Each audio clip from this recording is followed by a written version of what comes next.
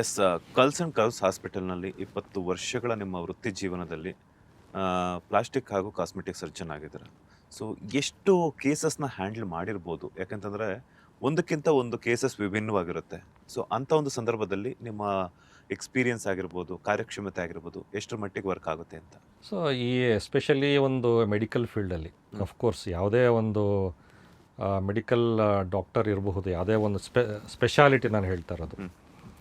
And especially surgery ಒಂದು ಫೀಲ್ಡಲ್ಲಿ experience ಅನ್ನೋದು ತುಂಬ ಮ್ಯಾಟ್ರ್ ಆಗುತ್ತೆ.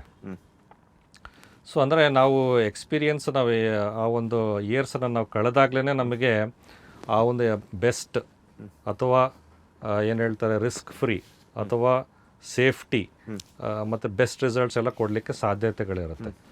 ಎರಡನೇದು ಒಂದು ಪ್ಯಾಷನ್ ಅಂತ ಇರಬೇಕು. ಅಫ್ಕೋರ್ಸ್ ಇವಾಗ ನಮ್ಮ ಒಂದು ಕಾಸ್ಮೆಟಿಕ್ ಸರ್ಜರಿಯಲ್ಲಿ ಆ ಒಂದು ಸಬ್ ಸ್ಪೆಷಾಲಿಟಿ ಒಂದು ಸೆಕ್ಷನ್ ಅಂದರೆ ಒಬೆಸಿಟಿ. ನಾವು ಅನೇಕ ಕಾಸ್ಮೆಟಿಕ್ ಸರ್ಜರಿಗಳನ್ನು ಮಾಡ್ತಾ ಇರ್ತೇವೆ.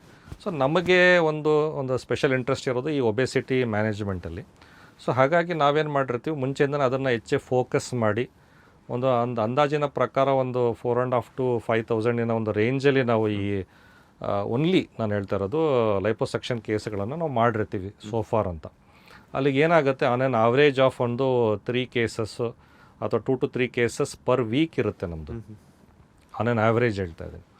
ಸೊ ಮೋರ್ ದೆನ್ 20 yearsಯಿಂದ ನಾವು ಮಾಡ್ತಾಯಿದ್ದೀವಿ. ಸೊ ಇಲ್ಲಿ ನಾನು ನೋಡಿರೋ ಒಂದು ವಿಚಾರಗಳೇನು ಅಂದರೆ, ಅಫ್ಕೋರ್ಸ್ ಮೊದಲು ಒಂದು ಟೆಕ್ನಾಲಜಿ ಏನಂದರೆ ಮ್ಯಾನ್ಯುವಲ್ ಲೈಪೋಸೆಕ್ಷನ್ ಅಂತ ಇತ್ತು, ಅಥವಾ ನಾವು ಮೆಕ್ಯಾನಿಕಲ್ ಅಥವಾ ಮ್ಯಾನ್ಯುವಲ್ ಅಂತ ಹೇಳ್ತೀವಿ. ಇವಾಗೆಲ್ಲ ಟೆಕ್ನಾಲಜಿ ತುಂಬ ಇಂಪ್ರೂವ್ಮೆಂಟ್ಸ್ಗಳಾಗಿದೆ. ಸೊ ಆ ಇಂಪ್ರೂವ್ಮೆಂಟ್ಸ್ ನಾವು ಟೈಮ್ ಟು ಟೈಮನ್ನು ನಾವು ಅದು ಅಡಾಪ್ಟ್ ಮಾಡ್ಕೊಂಡಿದ್ದೀವಿ. ಫಾರ್ ಎಕ್ಸಾಂಪಲ್ ವೇಸರ್ ಲೈಪೋಸೆಕ್ಷನ್ ಅಂತ ಇರುತ್ತೆ. ಸೊ ನಾವು ಅದು ಯಾವಾಗ ಅದು ಇಂಟ್ರಡ್ಯೂಸ್ ಆಯಿತೋ ಮತ್ತು ಅದ್ರದ್ದು ಸೇಫ್ಟಿ ನಮಗೆ ಕನ್ಫರ್ಮ್ ಆಯಿತು ನಮಗೆ, ಸೊ ಅವಾಗಿಂದ ನಾವು ಅದನ್ನು ಇಂಟ್ರಡ್ಯೂಸ್ ಮಾಡಿಕೊಂಡು ಉಪಯೋಗ ಮಾಡ್ತಾಯಿದ್ದೀವಿ. ಆ ಬೆನಿಫಿಟ್ಸು ಕೂಡ ಪೇಷಂಟ್ಸ್ಗಳಿಗೆ ಕೊಡ್ತಾ ಇದ್ದೀವಿ.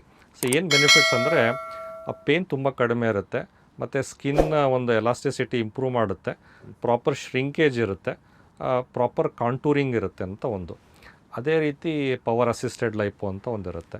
ಸೊ ಎಲ್ಲ ಟೆಕ್ನಾಲಜೀಸ್ಗಳು. ಸೊ ಇವುಗಳೆಲ್ಲ ನಾವು ಅಡಾಪ್ಟ್ ಮಾಡ್ಕೊಂಡಿರ್ತೀವಿ. ಒಂದು most important the surgeons hands ಅಂತ ನಾವು ಹೇಳ್ತೀವಿ. ಎಕ್ಸ್ಪೀರಿಯನ್ಸ್ ಅನ್ನೋದು ಅದಕ್ಕೇನೆ ನಾವು ಹೇಳೋದು. ಸೊ ಅಲ್ಲಿ ಏನಾಗುತ್ತೆ, ಆ ಟೆಕ್ನಿಕಲ್ ಇಂಪ್ರೂವ್ಮೆಂಟ್ಸ್ ಇರುತ್ತಲ್ಲ, ಅದು ಮೋಸ್ಟ್ ಕಾಂಟ್ರಿಬ್ಯೂಷನ್ ಇರುತ್ತೆ ಅದರದ್ದು.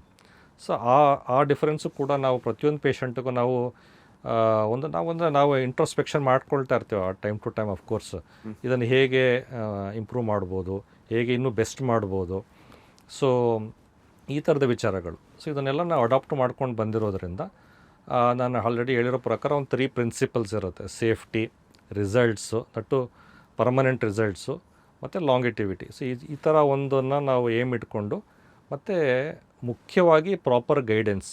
ಯಾರೇ ಒಂದು ಒಬೆಸಿಟಿ ಅಂತ ಬಂದರೆ ನಾವೇನು ಹೇಳ್ತೀವಿ ಅಂದರೆ, ಓವರ್ ದ ಫೋನ್ ಕೇಳ್ತಾ ಇರ್ತಾರೆ, ನನಗೆ ಲೈಪೋಸೆಕ್ಷನ್ ಮಾಡಿಸ್ಬೇಕು, ಎಷ್ಟಾಗುತ್ತೆ ಖರ್ಚು ಅಂತ. ಅದು ನಾವು ಹೇಳೋದು ಅಫ್ಕೋರ್ಸ್ ಖರ್ಚಿನ ವಿಚಾರ ಒಂದು ಪಾರ್ಟ್ ಇದ್ದೇ ಇರುತ್ತೆ, ಎಲ್ಲರಿಗೂ ಕ್ಯೂರಿಯಾಸಿಟಿ ಇರುತ್ತೆ, ಎಲ್ಲ ಅದು ಓಕೆನೆ. ಬಟ್ ನಾವು ಹೇಳೋದೇನು ಅಂದರೆ, ಕನ್ಸಲ್ಟೇಷನ್ಗೆ ಬನ್ನಿ, ಇದರ ನಿಮ್ಮ ಪ್ರಾಬ್ಲಮ್ ಬಗ್ಗೆ ಹೆಚ್ಚಿನ ಒಂದು ಮಾಹಿತಿ ತೊಗೊಳ್ಳಿ. ಸೊ ಡೀಟೇಲ್ ನೀವು ಅದನ್ನು ಸರಿಯಾಗಿ ಅರ್ಥ ಮಾಡ್ಕೊಳ್ಳಿ, ಮತ್ತು ಅದರದ ಈ ಸೊಲ್ಯೂಷನ್ ಪಾರ್ಟ್ ಏನು ಲೈಪೋಸೆಕ್ಷನ್ ಅದ್ರ ಡೀಟೇಲ್ಸ್ನ ನೀವು ಕೂಡ ಅರ್ಥ ಮಾಡ್ಕೊಳ್ಳಿ.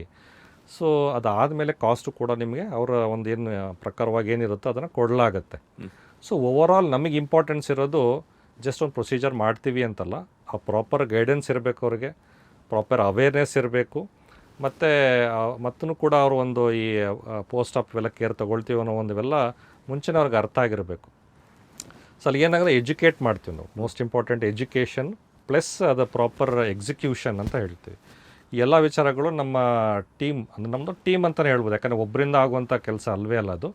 ನಮ್ಮಲ್ಲೂ ಕೂಡ ಒಳ್ಳೆಯ ಸ್ಟಾಫ್ ನರ್ಸು ಟ್ರೈನ್ಡ್ ಇರ್ತಾರೆ, ಅನಸ್ತೀಶಿಯಾ ಟೀಮ್ ಇರುತ್ತೆ, ಸೊ ಇನ್ನಿತರ ಕೌನ್ಸಿಲರ್ಸ್ ಅಥವಾ ಇನ್ನೂ ನಮ್ಮ ಇನ್ಫಾರ್ಮೇಷನ್ ಕೊಡೋದು ಎಲ್ಲರೂ ಇರೋದ್ರಿಂದ ಒಂದು ಲೈಪೋಸೆಕ್ಷನ್ ಅನ್ನೋ ಒಂದು ರಿಸಲ್ಟ್ಸ್ ಅನ್ನೋ ಒಂದು ಬೆಸ್ಟ್ ಲೆವೆಲ್ಗೆ ನಾವು ಮಾಡ್ತಾ ಇರ್ತೀವಿ ಅಂತ ಹೇಳ್ಬೋದು ನಾವು.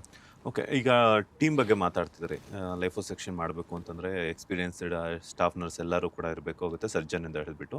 ಸೊ ಎಷ್ಟು ಜನ ಬೇಕಾಗುತ್ತೆ, ಆ್ಯಂಡ್ ಹಾಗೆಯೇ ಸೊ ಎಷ್ಟು ಟೈಮ್ ತಗೊಳುತ್ತೆ ಈ ಒಂದು ಲೈಪೋಸೆಕ್ಷನ್ ಮಾಡೋದಕ್ಕೆ? ಆ್ಯಂಡ್ ಇದಕ್ಕೆ ಏಜ್ ಲಿಮಿಟ್ ಏನಾದರೂ ಇದೆಯಾ? ಯಾಕಂದರೆ ಚಿಕ್ಕ ಮಕ್ಕಳಿಗೇ ಮಾಡಬಹುದಾ ಅಥವಾ ಇಲ್ವಾ? ಯಾಕಂದರೆ ವಯಸ್ಸಾದ ಮೇಲೆ ಇಮ್ಯುನಿಟಿ ಪವರ್ ಅನ್ನೋದು ಡೇ ಬೈ ಡೇ ಕಡಿಮೆ ಆಗ್ತಾ ಇರುತ್ತೆ, ಅಂಥವ್ರಿಗೂ ಮಾಡಬಹುದಾ ಅಂತ.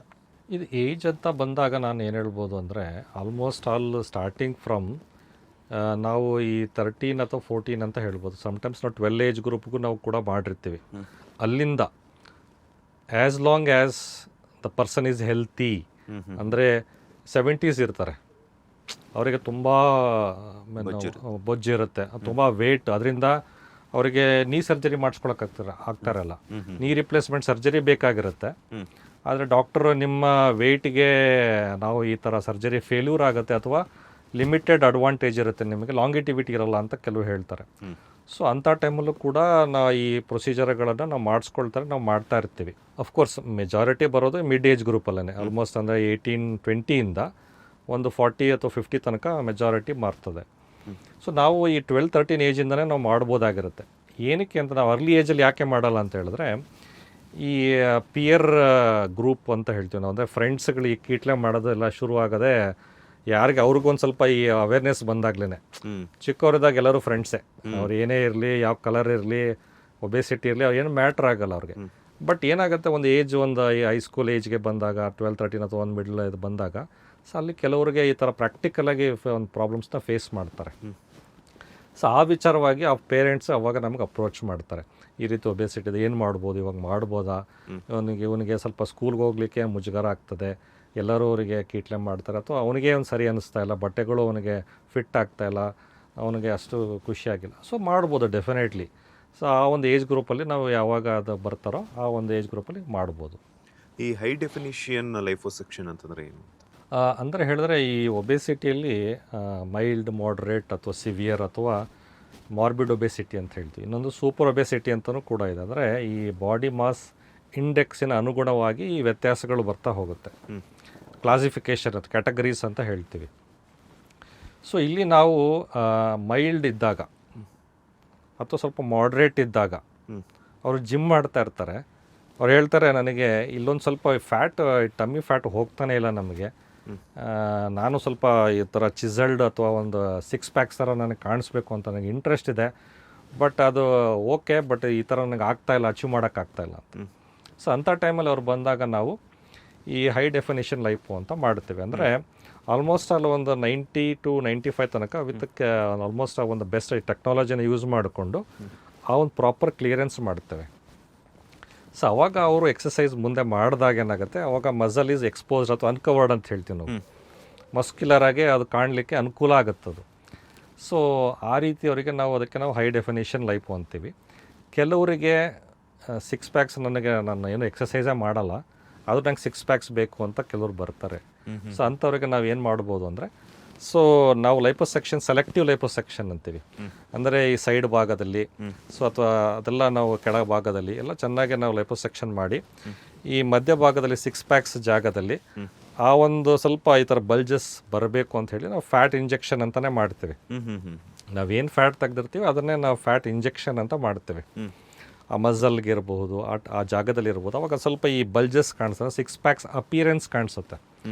ಸೊ ಆ ರೀತಿಗೂ ಕೂಡ ನಾವು ಹೈ ಡೆಫಿನಿಷನ್ ಅಥವಾ 6 ಪ್ಯಾಕ್ ಸರ್ಜರೀಸ್ ಅಂತಲೂ ಕೂಡ ಹೇಳ್ತೀವಿ. ನಾವು ಎಕ್ಸಸೈಸ್ ಮಾಡಲ್ಲ, ಬಟ್ ಅವ್ರಿಗೆ ನಾವು ಅಡ್ವೈಸ್ ಏನು ಹೇಳೋದಂದರೆ, ಮೇಂಟೈನ್ ಮಾಡಿ ಅಂತ.